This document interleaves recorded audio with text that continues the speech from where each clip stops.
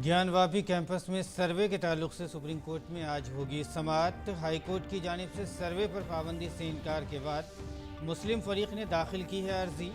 आज वाराणसी की अदालत में पेश की जाएगी सर्वे की रिपोर्ट। सर्वे में वजूखाने के नीचे शिवलिंग मिलने का दावा।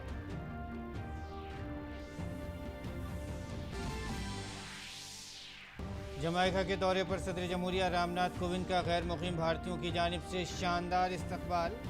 सदर जमहूरिया कोविंद और वज़ीर आज़म एंड्रू हॉलिन्स की मौजूदगी में मुफाहमत नामों पर दस्तखत। सदर जमहूरिया ने डॉक्टर भीमराव अम्बेडकर के एजाज़ में राजधानी किंगस्टन में अम्बेडकर एवेन्यू का किया इफ्तिताह।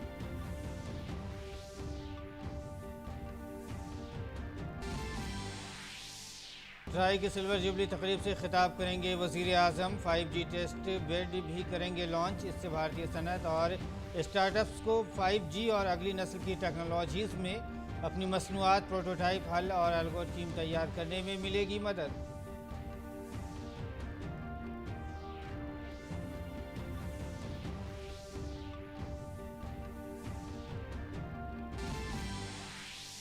वज़ीर दिफा राजनाथ सिंह भारतीय बहरिया के 2 फ्रंटलाइन जंगी जहाज़ सूरत और उदयगिरी को कौम के नाम करेंगे वक्फ। सूरत B-15 डिस्ट्रायर प्रोजेक्ट और उदयगिरी प्रोजेक्ट A-17 फ्रेगेट का है हिस्सा।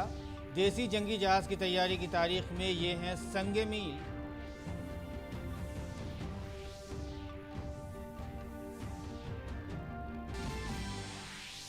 यूक्रेन में अजोस्टल से फौजियों का इनखला जारी। फौजियों को ले जाने वाली 5 बसें कल नोवाअज़ोव्स्क पहुंचेंगे। यूक्रेन के सदर ज़ेलेंस्की का बयान, फौजियों की जानें बचाने में होंगे कामयाब। भारतीय सिफारतखाना आज से कीव में दोबारा काम करना करेगा शुरू।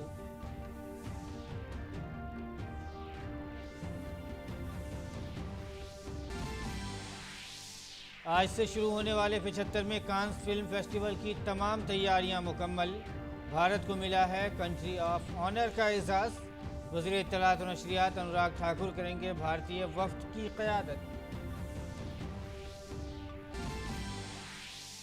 ख़वातीन आलमी बॉक्सिंग में भारत ने 3 तमग़ों को बनाया यकीनी। निखत ज़िरनी, मनीषा और परवीन को क्वार्टर फाइनल में शानदार जीत के बाद सेमीफाइनल में रसाई।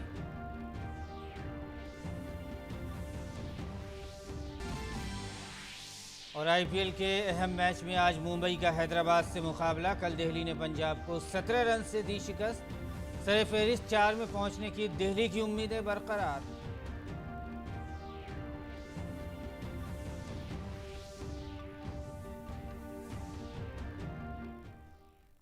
नाजरीन आदाब, उर्दू खबरनामे में आपका खैर मकदम है। मैं हूं आपके साथ मसरूर फैज़ी और आइए अब खबरों पर तफसील के साथ नज़र डालते हैं। ज्ञानवापी कैंपस पर सर्वे आज सुप्रीम कोर्ट में समाअत होगी इस मसले पर, और हाई कोर्ट की जानिब से सर्वे पर रोक लगाने से इनकार के बाद मुस्लिम फरीक ने दरख्वास्त दायर की है। सर्वे की रिपोर्ट आज वाराणसी की अदालत में पेश की जाएगी। सर्वे के दौरान विश्वेश्वर नाथ का 12 फुट 8 इंच का शिवलिंग वजू खाने के नीचे पाए जाने का दावा किया गया है। इस दौरान अदालत ने इहाते को सील करने की हिदायत दी है। और सदर जमहूरिया रामनाथ कोविंद इन दिनों जमाइका के दौरे पर हैं। सदर जमहूरिया के दौरे के दौरान कई मफाहमतनामों पर दस्तखत किए गए। सदर जमहूरिया और जमाइका के वज़ीर आज़म एंड्रू हॉलिन्स ने तिजारत और सरमायाकारी, खिदमात, खेलों वगैरह के साथ साथ इलाक़ाई और कसीर जहती फॉर्मों में भारत और जमाइका के दरमियान ताउन को बढ़ाने के लिए तबादला ख्याल किया। मीटिंग के बाद Sushma Swaraj institute of foreign services और जमाइका की वजारत ख़ारजा और गैर मुल्की तिजारत के दरमियान सिफारती तरबियत के मैदान में ताउन से मुतालिक एक मफाहमतनामे पर दस्तखत किए गए। और सदर कोविंद और वज़ीर आज़म हॉलिन्स की मौजूदगी में दस्तावेज़ात का तबादला किया गया। जमाइका के अपने दौरे पर सदर रामनाथ कोविंद ने राजधानी किंगस्टन में डॉक्टर भीमराव अम्बेडकर के एजाज़ में अम्बेडकर एवेन्यू का इफ्तिताह किए। मकामी इंतज़ामिया और देही तरक्की के वज़ीर डेस्मंड मैकेंजी, किंगस्टन शहर के मेयर डेलरॉय विलियम्स और भारतीय बिरादरी के अरकान की मौजूदगी में किया। इस मौके पर खिताब करते हुए सदर जमहूरिया ने कहा कि डॉक्टर भीमराव अम्बेडकर ने समाजी और इक़्तिसादी तौर पर बाइख्तियार बनाने के लिए तरक्की पसंदाना नज़रियात पेश किए। To inaugurate the Ambedkar Avenue in this beautiful city of Kingston.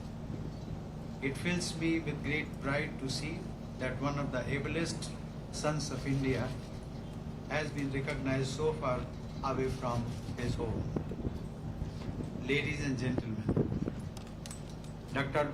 B.R. Ambedkar is primarily known as the architect of the Indian Constitution. He introduced progressive ideals for the social and economic empowerment of the depressed classes into the Indian Constitution. Dr. Ambedkar educated and inspired the people towards the goal of removing inequality. सदर जमहूरिया रामनाथ कोविंद ने Kingston के hope botanical garden में Jamaica India friendship garden का इफ्तिताह किया। सदर ने इस बाग में संदल का पौधा भी लगाया।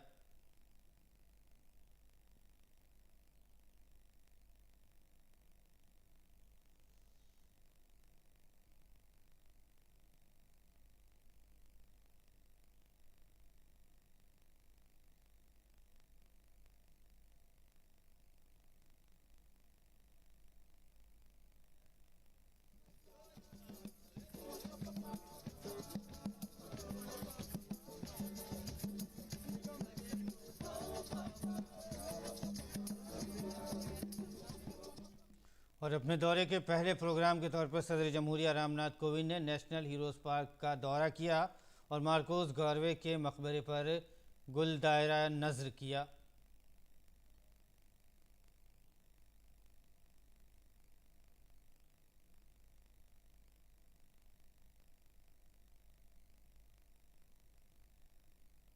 और इससे कबल सदर जमहूरिया रामनाथ कोविंद ने जमाइका के गवर्नर जनरल पैट्रिक एलन से मुलाकात की। दोनों रहनुमाओं ने इंफॉर्मेशन टेक्नोलॉजी और इससे मुताल्लिक़ खिदमात, तिब और अद्वियात साजी के शोबों, खेल और तालीम, सियाहत और मेहमान नवाजी की सनतों, तरक्याती ताउन के शोबों में दो फरीकी ताउन को बढ़ाने के बारे में तबादला ख्याल किया।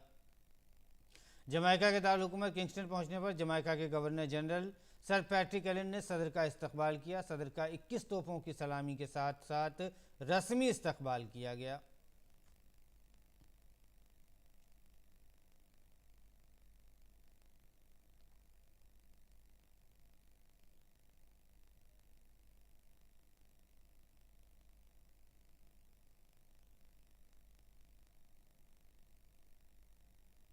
इसके अलावा सदर रामनाथ कोविंद का होटल पहुंचने पर भारतीय बिरादरी के लोगों ने पुरतपाक खैर मकदम किया।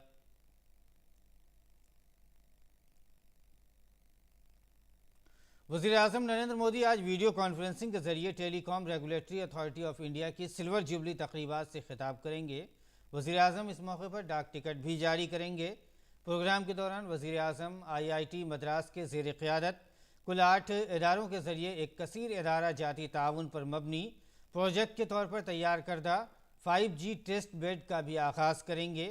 प्रोजेक्ट में हिस्सा लेने वाले दीगर इदारों में IIT Delhi, IIT Hyderabad, IIT Bombay, IIT Kanpur, IIS Bangalore, society for applied microwave electronics engineering and research SAMEER और centre of excellence in wireless technology CEWIT शामिल हैं। ये प्रोजेक्ट 220 करोड़ रुपए से ज़्यादा की लागत से तैयार किया गया है। टेस्ट बेड भारतीय सनअत और स्टार्टअप्स को 5G और अगली नस्ल की टेक्नोलॉजीज़ में अपनी मसनूआत, प्रोटोटाइप से हल और एल्गोरिथम की तौसीक करने के लिए एक मुआविन माहौलियाती निज़ाम के काबिल बनाएगा। TRA का क़याम 1997 में telecom regulatory authority of India act 1997 के तहत अमल में आया था। नेपाल के दौरे में कल वज़ीर-ए-आज़म नरेंद्र मोदी और नेपाल के वज़ीर-ए-आज़म शेर बहादुर देउबा की मौजूदगी में दोनों ममालिक के दरमियान मफाहमतनामों का तबादला हुआ। इसमें बुद्धिस्ट स्टडीज़ के लिए डॉक्टर अम्बेडकर चेयर के क़याम पर Indian council of cultural relations और लंबनी बुद्धिस्ट यूनिवर्सिटी के दरमियान मफाहमतनामे के अलावा दिगर मफाहमतनामे शामिल हैं। वज़ीर-ए-आज़म नरेंद्र मोदी ने अपने दौरे में भारतीय बिरादरी से भी बात की, जहां उनका शानदार इस्तकबाल किया गया। वज़ीर-ए-आज़म नरेंद्र मोदी के दौरे नेपाल के दौरान दोनों ममालिक के दरमियान ताल्लुकात की एक मजबूत डोर देखी गई। वज़ीर-ए-आज़म मोदी ने अपने दौरे में अपने नेपाली हममनसब शेर बहादुर देउबा के साथ दो तरफा बातचीत की, जिसमें इलाकाई, आलमी और बाहमी दिलचस्पी के उमूर पर तबादला ख्याल किया गया। इस बातचीत ने कसीर जहती शराकतदारी में जारी ताउन को मजबूत करने और नए शोबों को तरक्की देने का मौका फराहम किया।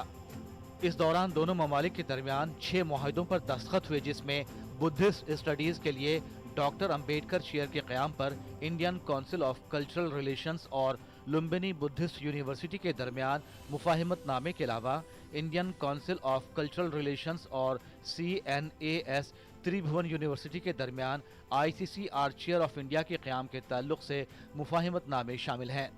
इसके अलावा Indian council of cultural relations और यूनिवर्सिटी ऑफ काठमांडू के दरमियान ICCR chair of Indian studies के क़याम पर मुफाहिमतनामा और यूनिवर्सिटी ऑफ काठमांडू और Indian institute of technology Madras के दरमियान ताउन के लिए MOU शामिल हैं। काठमांडू यूनिवर्सिटी, नेपाल और इंडियन इंस्टीट्यूट ऑफ टेक्नोलॉजी के दरमियान मास्टर की सतह पर मुश्तरका डिग्री प्रोग्राम के लिए मुफाहिमतनामे पर दस्तखत किए गए। वहीं अरून 4 प्रोजेक्ट की तरक्की और निफाज के लिए SJVN लिमिटेड और नेपाल इलेक्ट्रिसिटी अथॉरिटी के दरमियान एक मुआहदे पर दस्तखत किए गए हैं। लुम्बिनी बुद्धिस्ट यूनिवर्सिटी में doctor Baba Saheb Ambedkar chair for Buddhist studies स्थापित करने का भी निर्णय लिया। हमारी सरकारों ने भैरवा और सोनौली में इंटीग्रेटेड चेक पोस्ट बनाने जैसे फैसले भी लिए हैं। इसका काम भी शुरू हो गया है। ये इस पोस्ट बनने के बाद बॉर्डर पर लोगों के आवागमन के लिए सुविधा बढ़ेगी। भारत आने वाले इंटरनेशनल टूरिस्ट ज्यादा आसानी से नेपाल आ सकेंगे। साथ ही इससे व्यापार और जरूरी चीजों के ट्रांसपोर्टेशन को भी गति मिलेगी।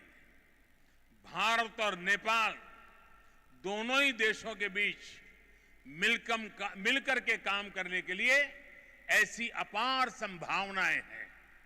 हमारे इन प्रयासों का लाभ दोनों देशों के नागरिकों को मिलेगा। वज़ीर-ए-आज़म नरेंद्र मोदी ने कहा कि भारत में सारनाथ, बोध गया और कुशीनगर से नेपाल में लुम्बिनी तक के मुक़द्दस मकामात हमारे मुश्तरका विरसे और मुश्तरका अक़दार की अलामत हैं। उन्होंने कहा कि हमें मिलकर इस विरसे को फ़रोग़ देना है और इसे मज़ीद मालामाल करना है। वज़ीर-ए-आज़म ने भारत और नेपाल की हमेशा से मजबूत होती दोस्ती और पूरी इंसानियत के मफाद पर जोर दिया।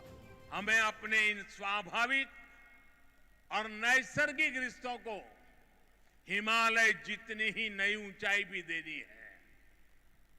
खान पान, गीत संगीत, पर्व त्योहार और रीति रिवाजों से लेकर पारिवारिक संबंधों तक जिन रिश्तों को हमने हजारों सालों तक जिया है, अब उन्हें साइंस, टेक्नोलॉजी और इंफ्रास्ट्रक्चर जैसे नए क्षेत्रों से भी जोड़ना है। मुझे संतोष है कि इस दिशा में भारत नेपाल के साथ कंधे से कंधा मिलाकर काम कर रहा है। वज़ीर-ए-आज़म के नेपाल के दौरे के दौरान भारतीय बिरादरी के लोगों की एक बड़ी तादाद ने वज़ीर-ए-आज़म का शानदार इस्तकबाल किया। वज़ीर-ए-आज़म ने भी गैर मुक़ीम भारतीय शहरियों के जज्बात का मुकम्मल ख्याल रखा और उनके साथ वाबस्तगी का इजहार किया। बहुत अच्छा लग रहा है कि जिस हिसाब से भारत में जैसे उन्नति प्रगति हो रही है उनके सुशासन में, उसको देख के बहुत गर्व होता है। मैं मोदी जी से बोली कि मैं आपको अवतारी महापुरुष मानती हूँ और मैं आपके लिए अपने मन के कुछ उद्गार प्रकट करना चाहती हूँ, लिख कर लाई हूँ। उन्होंने बोला लाइए दे दीजिए। प्रधानमंत्री नरेंद्र मोदी के लुम्बिनी दौरे को लेकर यहाँ के स्थानीय नागरिकों ने कहा कि इसके जरिए लुम्बिनी भी विश्व पर्यटन मानचित्र पर एक महत्वपूर्ण स्थान के तौर पर उभरेगा। तो पीएम मोदी ने भी कहा कि आज जिस तरह की वैश्विक परिस्थितियां हैं उसमें भारत नेपाल की निरंतर मजबूत होती दोस्ती और घनिष्ठता मानवता के हित के लिए काम करेगी। बुद्ध जयंती के मौके पर नेपाल में वज़ीर-ए-आज़म मोदी की मौजूदगी कई लिहाज से निहायत अहम है। भारत और नेपाल के ताल्लुकात गहरे रिश्ते पर मबनी है और वज़ीर-ए-आज़म के दौरे से दोनों ममालिक के दरमियान ताल्लुकात मजीद मुस्तहकम हुए हैं। प्रधानमंत्री ने भारत नेपाल संबंधों की तुलना सागर माथा से कर यह स्पष्ट कर दिया कि नेपाल से रिश्ता हमारा सर्वोच्च है। कैमरा पर्सन आलोक और अपने सहयोगी सुधाकर दास के साथ अश्विनी कुमार मिश्र, DD न्यूज, लुम्बिनी। वज़ीर दाखिला अमित शाह आइंदा अमरनाथ यात्रा की तैयारियों का जायज़ा लेने के लिए आज नॉर्थ ब्लॉक में वाक़ई अपने दफ्तर में एक आला सतही मीटिंग करेंगे। अमरनाथ यात्रा जो कोविड वबा की वजह से 2020 और 2021 में रोक दी गई थी, इस साल 30 जून से शुरू होगी और 11 अगस्त को ख़त्म होगी। जम्मू कश्मीर के lieutenant governor Manoj Sinha, director general of police Dilbag Singh और दीगर सीनियर अफसरान मीटिंग में शिरकत करेंगे। इसमें intelligence bureau, border security force, central reserve police force, Indo Tibet border police और सशस्त्र सीमा बल के आला हुक्काम भी शामिल होंगे। वज़ीर दाखिला की सदारत में अमरनाथ यात्रा पर यह पहली मीटिंग है। क़ब्ल अज़ीं जुमे को मरकज़ी वज़ारत दाखिला ने फैसला किया था कि अमरनाथ यात्रा मुकम्मल हिफाजती इंतज़ामात के दौरान होगी। इस साल नीम फौजी दस्तों की तादाद में मज़ीद इजाफा किया जाएगा। अमरनाथ यात्रा के लिए रजिस्ट्रेशन का अमल 11 अप्रैल से शुरू हो गया है। अक़ीदतमंद रजिस्ट्रेशन के लिए ऑफिशियल वेबसाइट और मोबाइल ऐप का इस्तेमाल कर सकते हैं। भारतीय बहरिया के देसी साख्त के 2 जंगी जहाज विनसूरत और उदयगिरी को आज मुंबई के मजगांव डॉकयार्ड में पानी में उतारा जाएगा। वज़ीर दिफा राजनाथ सिंह इस मौके पर मुनक़िदा 2 अलग अलग तकारीब में शिरकत करेंगे। भारतीय बहरिया का 15-20 ज़ुमरे का सूरज जंगी जहाज़ एडवांस ज़ुमरे का है और गाइडेड मिसाइलों को तबाह करने की सलाहियत रखता है। इसे मुंबई में मजगांव डॉक्स लिमिटेड में तैयार किया गया है। 17 फ्रैकेट्स प्रोजेक्ट के तहत बनाए गए जंगी जहाज़ का नाम आंध्र प्रदेश में वाक़ उदयगिरी पहाड़ी के सिलसिले के नाम पर रखा गया है। ये बेहतरीन आलात, जदीद हथियारों, सेंसर्स और प्लेटफॉर्म मैनेजमेंट सिस्टम से लैस है। P-17A मंसूबे के तहत मजमूई तौर पर 7 जहाज़ ज़ेर तामीर हैं। जंगी जहाज़ INS उदयगिरी का नाम आंध्र प्रदेश के एक पहाड़ी के सिलसिले के नाम पर रखा गया है। वहीं दूसरी तरफ INS सूरत का नाम सूरत शहर के नाम पर रखा गया है। इन दोनों जंगी जहाज़ों की तैयारी दिफाई शोबे में खुद इन्हिसारी को जाहिर करती है। और ख़बर आसाम से है। आसाम में शदीद सैलाब से अभी तक कोई राहत नहीं मिली है। रियासत के 20 अजला में तकरीबन 2 लाख लोग सैलाब से मुतासिर हुए हैं। सैलाब से फसलों और बुनियादी ढांचों को नुकसान पहुंचा है, जिसकी वजह से कई मकामात पर सड़क राब्ता बुरी तरह से मुतासिर हुआ है। सैलाब से मुतासरा तकरीबन 33,000 लोग इस वक्त राहती कैंपों में रह रहे हैं। ज़िले इंतज़ामिया उन्हें अशियाए ज़रूरिया फराहम कर रही हैं। कई रियासती वज़रा ने सूरत हाल का जायज़ा लेने के लिए सैलाब से मुतासरा अजला का दौरा किया है। नेशनल डिज़ास्टर रिस्पांस फोर्स और स्टेट डिज़ास्टर रिस्पांस फोर्स की टीमें इमदादी कामों में मसरूफ़ हैं। सैलाब के साथ साथ कई अजला में ज़मीनी कटाव की भी इत्तला मिली है। पानी की सतह बढ़ने की वजह से जोरहाट और माजोली के दरमियान फेरी सर्विस को मुअत्तल कर दिया गया है। शुमाली मशरक़ी सरहदी रेलवे जनूबी आसाम के लुमडिंग डिवीज़न में पटरियों पर ट्रैफिक बहाल करने की कोशिश कर रही है। दीमा हसाओ ज़िले में रेल के बुनियादी ढांचे को सैलाब और तोड़े खिसकने से शदीद नुकसान पहुँचा है। और मुल्क में अब तक 1,91 करोड़ 46 लाख से ज़्यादा इंसदाद कोविड वैक्सीन लगाई जा चुकी हैं। कल 9 लाख से ज़्यादा वैक्सीन की खुराक दी गई। मरकज़ी वज़ारत सेहत ने कहा है कि अब तक 12 से 14 साल की उम्र के बच्चों को 4 करोड़ 42 लाख से ज़्यादा वैक्सीन की खुराकें दी जा चुकी हैं। अब तक 3 करोड़ 11 लाख से ज़्यादा एहतियाती खुराकें अहल तबके के लोगों को दी जा चुकी हैं।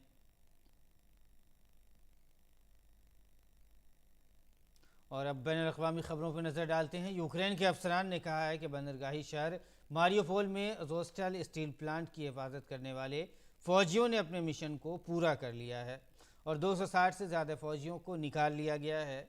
यूक्रेन की मुसल्लह अफ़वाज के जनरल स्टाफ ने फेसबुक पर एक बयान में कहा है कि आला फ़ौजी कमान ने अज़ोस्टल में तैनात इकाइयों के कमांडरों को फ़ौजियों की ज़िंदगी बचाने का हुक्म दिया है। अज़ोस्टल के इलाके में रहने वाले मुहाफ़िज़ों को बचाने की कोशिश की जा रही है। इस दौरान नायब वज़ीर दिफा गुन्नाम मलियार ने कहा है कि 260 से ज़्यादा यूक्रेनी फ़ौजियों को प्लांट से निकाला गया है।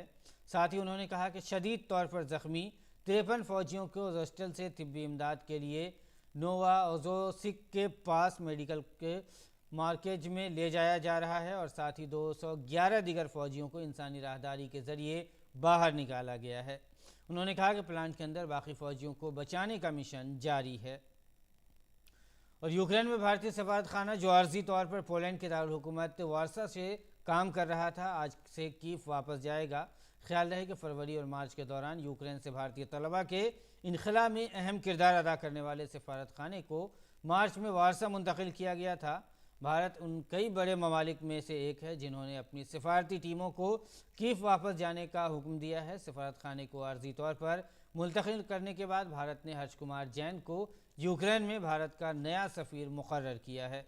जैन ने पार्थ सफस्थी की जगह ले ली है, जिन्होंने कीव और यूक्रेन के बड़े शहरों से भारतीय तलबा को निकालने में अहम किरदार अदा किया था।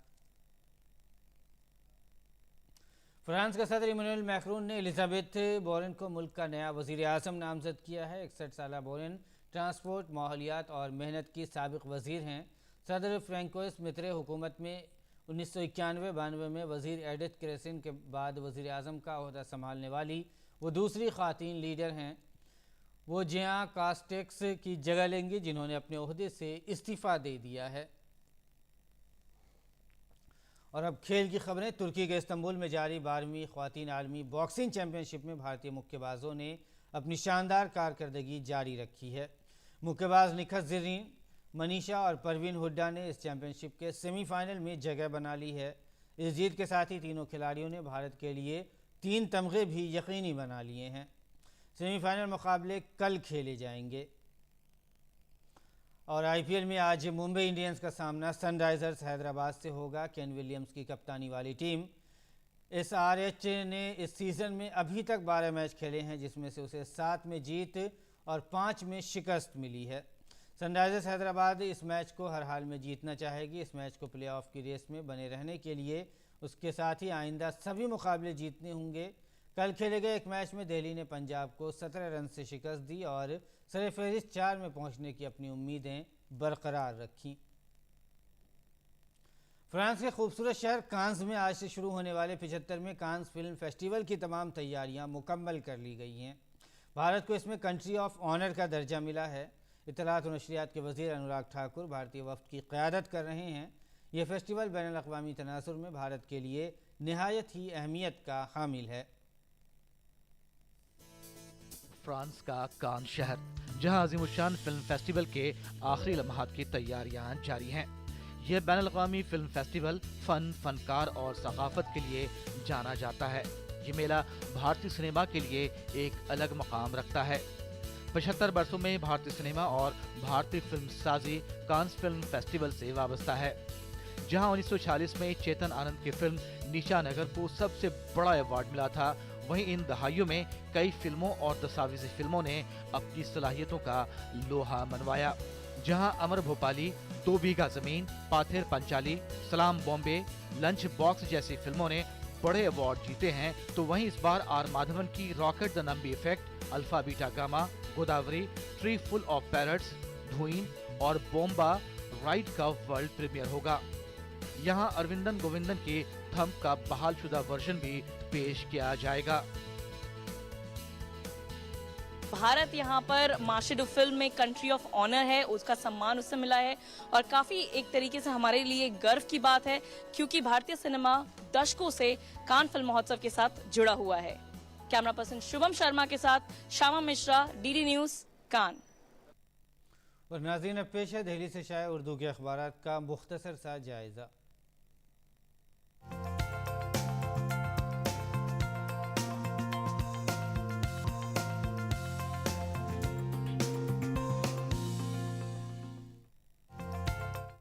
और नाज़रीन, अखबारात के जायजे में आइए सबसे पहले नज़र डालते हैं रोज़नामा राष्ट्रीय सहारा की अहम सुर्खियों पर। राष्ट्रीय सहारा ने जो पहली सुर्खी लगाई है वो है वज़ू खाने में शिवलिंग मिलने के दावे को ज्ञानवापी मस्जिद में जो वहाँ मकामात पे जो दावा किया गया है, ज्ञानवापी मस्जिद के वज़ू खाने में शिवलिंग मिलने का दावा किया गया है। अदालत ने उस मकाम को सील करने का हुक्म दे दिया है। ज्ञानवापी मस्जिद में जो सर्वे चल रहा था उसमें यह दावा किया गया है कि वज़ू खाने के नीचे शिवलिंग है, जो कि अभी अदालत ने उस पर सील करने की हिदायत दे दी है। एक और ख़बर हम आपको दिखा देते हैं, रोज़नामा राष्ट्रीय सहारा की है।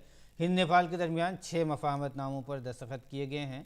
India international centre for Buddhist culture and heritage का संग बुनियाद हिंद नेपाल रिश्ते में साइंस, टेक्नोलॉजी, इंफ्रास्ट्रक्चर को भी शामिल करना होगा। वज़ीर आज़म नरेंद्र मोदी का बयान अखबार ने शाये किया है। आगे बढ़ते हैं। रोज़नामा राष्ट्रीय सहारा की आलमी सफ़े की सुर्खी हम आपको दिखा देते हैं। आलमी सफ़े पर सुर्खी है, लबनान पार्लिमानी इंतखाबात के बाद वोटों की गिनती जारी है। हिजबुल्लाह की इत्तेहादी हिमायत वाली पार्टी को 18 नशिस्तें अब तक 15 में से 18 नशिस्तें हासिल हो चुकी हैं।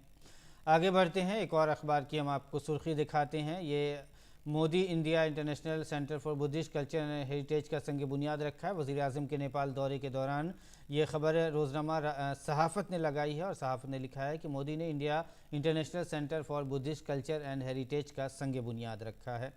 आगे बढ़ते हैं, एक और ख़बर हम आपको दिखाते हैं। दिल्ली के आज़मीन हज के लिए तरबियती कैंप का आगाज़ किया गया है। शुमाल मशरक़ी दिल्ली के आज़मीन हज को तरबियत दी गई है। रोज़नामा सहाफ़त की ये हम सुर्खी है, दिल्ली के आज़मीन हज के लिए तरबियती कैंप का आगाज़। आगे बढ़ते हैं, रोज़नामा सहाफ़त की अगर बात करें, हमारा समाज की बात करें तो हमारा समाज ने मौसम के से मुतालिक एक ख़बर को अपनी सुर्खी बनाई है। दिल्ली के दर्जे हरारत में इजाफ़ा मौसमियाती तब्दीली की वजह से नहीं है। दर्जे हरारत को 49 डिग्री तक दर्ज किया गया, ये अखबार ने अपनी सुर्खी लगाई है। तो नाज़रीन, ये था दिल्ली से शाये उर्दू के अखबारात का मुख्तसर सा जायज़ा। और आइए आखिर में नज़र डाल लेते हैं मुल्क के मौसम के मिजाज पर।